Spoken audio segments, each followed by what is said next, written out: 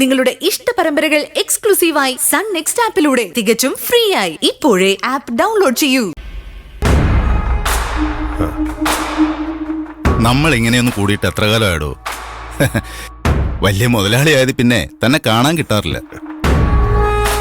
Commission സാറിനെ കാണുമ്പോഴൊക്കെ എനിക്ക് നല്ല ചെലവാണല്ലോ, അതാ കാണുന്ന കുറച്ചത്. അത് തനിക്ക് എന്നെ കൊണ്ടെന്തെങ്കിലും ആവശ്യമുള്ളതുകൊണ്ട് മാത്രം വിളിക്കുന്നുണ്ടല്ലേ? ഇപ്പൊ തന്നെ തന്റെ മോന്റെ കല്യാണം നിശ്ചയിച്ചില്ലേ? താനെന്താ അത് എന്നെ അറിയിക്കാഞ്ഞത്?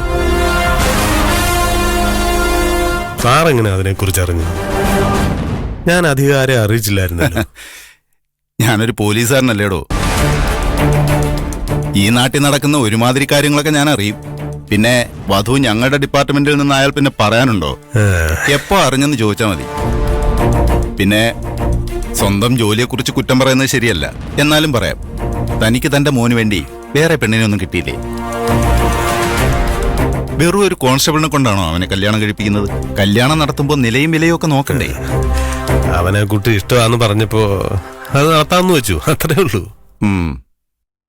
ആ അല്ല, നമ്മൾ കുറെ കാര്യങ്ങൾ പറഞ്ഞെങ്കിലും പ്രധാനപ്പെട്ട വിഷയത്തിലേക്ക് വന്നില്ല.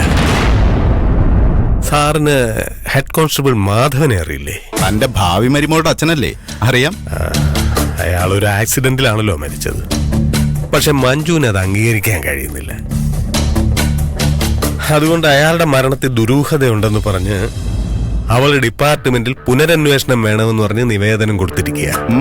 മനസ്സിലായി. ഭാവി മരുമോക്ക് വേണ്ടി പെട്ടെന്നൊരു പുനരന്വേഷണം തുടങ്ങണം. അതുപോലെ പോരാ, സാറാ നിവേദനം നിരസിക്കണം. മാധവന്റെ കേസിൽ ഒരു ദുരൂഹതയില്ലെന്ന് വ്യക്തമായിട്ട് പറയണം. ആ കേസിൽ പുനരന്വേഷണം വന്നാൽ തനിക്കെന്താടോ?